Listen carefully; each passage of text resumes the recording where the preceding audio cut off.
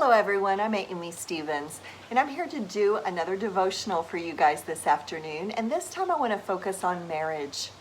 As we are in a time of change, most likely your household is in a time of change. You may be spending lots and lots of time together and kind of being underfoot, or you may be apart more than ever, depending on what kind of job you have, if you're in the medical field or an essential business.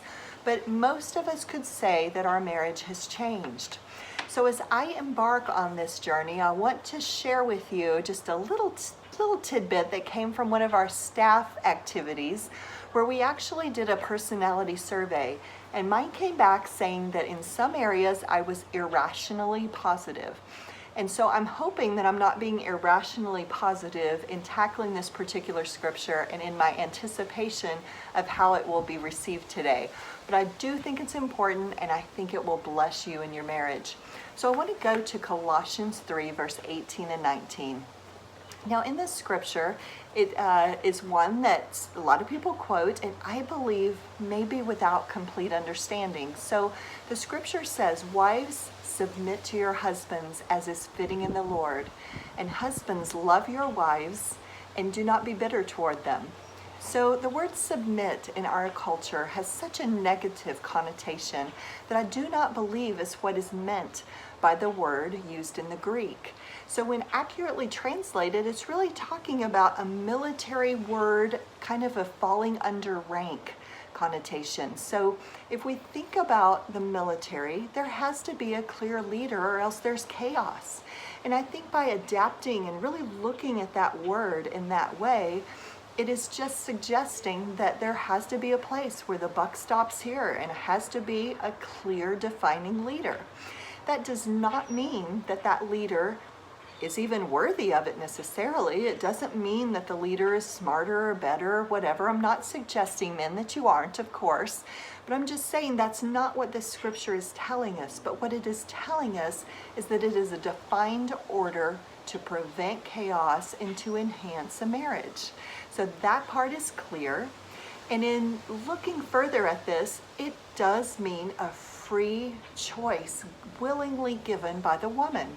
So submit to your husband. That shows your husband respect and honor and reveres him. And it demonstrates a kind of love in doing that. Now, this scripture is not meant to say that women should submit to all men. It doesn't say that. And in fact, Paul in Galatians writes that men and women are equal unto the Lord in verse 28. So I think it's really important that we keep it in the context of marriage when we're looking at this scripture. So if this is a freeing, beautiful thing when a woman submits, then that would lend the man to be able to very simply do part 2 or part 1, if you look at it as a circle, which I will get to in a moment, where he is to love the wife. So love in this translation is agape. And the word agape really means the kind of love that is all-consuming and self-denying. It is a protective, caring. This isn't just a romantic kind of love, much deeper than that. So it is an all-consuming kind of love. So men, if you are loving your wives with that kind of love, I think it's going to make it easy for her to respect and honor and revere you as the head. And women, if you're experiencing that kind of love and he's experiencing that kind of respect and honor, then you have a team that is going to be strong and effective, where everyone's needs are being met and where there is no competition, but it is a team effort in one direction, and everyone knows their roles and everyone can perform those in a godly way. That is a beautiful definition of marriage. Now, I've been giving 5 minutes to do what is a very in-depth kind of topic. So I realize as you're listening to this, you may say, "Oh yeah, I can do that." Or you may say, "I don't agree with that." Or you may say, "There's no way that my marriage could ever get to this point." So I would love it if you would reach out to me at amy@hpf.org. I'd love to talk with you, pray with you, or even do some marriage counseling with you and your spouse if this is a place where you'd like to get to.